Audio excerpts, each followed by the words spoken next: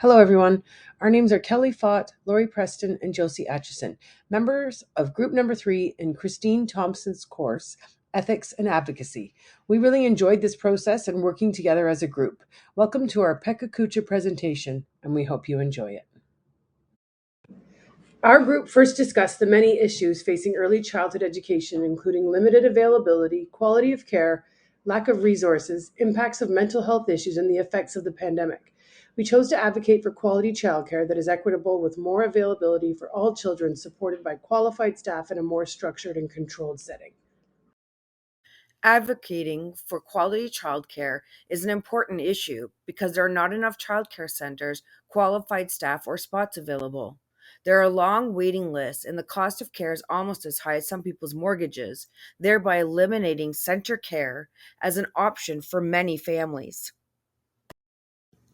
Due to the exuberant cost of childcare, many parents have to place their children in unregulated and unqualified alternatives that lack the quality parents want and that children deserve. Some centers offer subsidies, but again, spots are limited and wait lists are long. The quality of care available suffers due to a lack of funding. The lack of funding across the childcare sector causes a multitude of issues, such as unqualified staff, insignificant learning and support resources, shortages in educators, space, and more. Center-based childcare would seem to be reserved for the wealthy. Many parents and caregivers face daily fees of up to $70 a day per child. Multiply that by 2 for families with more than one child, and 5 days a week for 4 weeks can total out to a whopping $2,800 for 1 month of childcare alone. The issue in the lack of availability and quality of care is there is a limited amount of high quality childcare programs with availability that is affordable. Many families struggle with maintaining employment and the cost of childcare and ultimately place their child in an environment they can afford, which may not have the same standards and quality of care.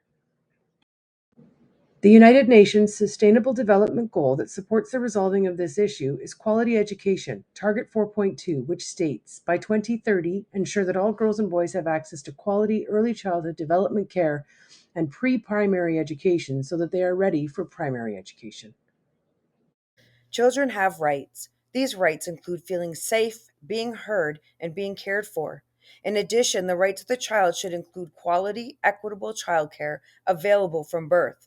This issue matters because it has to do with what's right and fair to children, and nurturing children's development is our chosen profession. Early childhood educators' concerns are staff shortages, inequitable financial compensation, and lack of respect for the profession. Also, children entering school age programs are ill equipped developmentally from low quality childcare experiences.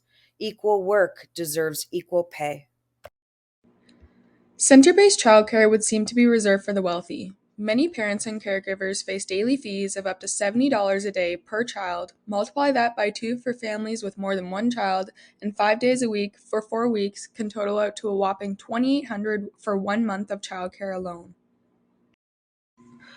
The government is currently implementing an action plan that would offer more support to families with improved affordability and access by adding 86,000 new spaces into Ontario childcare centres.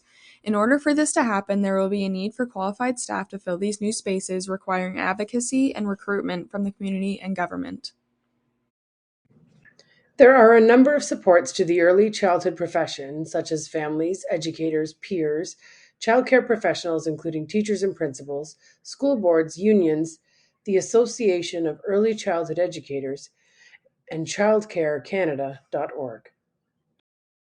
Our plan to address mainstreamed quality childcare consists of lobbying the government to increase wages and add curriculum planning time for RECEs, aligning with families and other educators, petition the government to advocate for more funding to the field of ECE, establishing a group with ECEs and other individuals passionate about the quality of childcare provided in our province to form advocacy groups. Letter D, responsibilities to the community and the public in the Code of Ethics, relates to our advocacy plan as it states RECEs provide and promote high quality early years programs. They build connections and collaborate with community partners and communicate the value and importance of early childhood education in their communities and to the broader public. Standard 4, Professionalism and Leadership, proclaims RECEs collaborate with families and colleagues to access resources and expertise.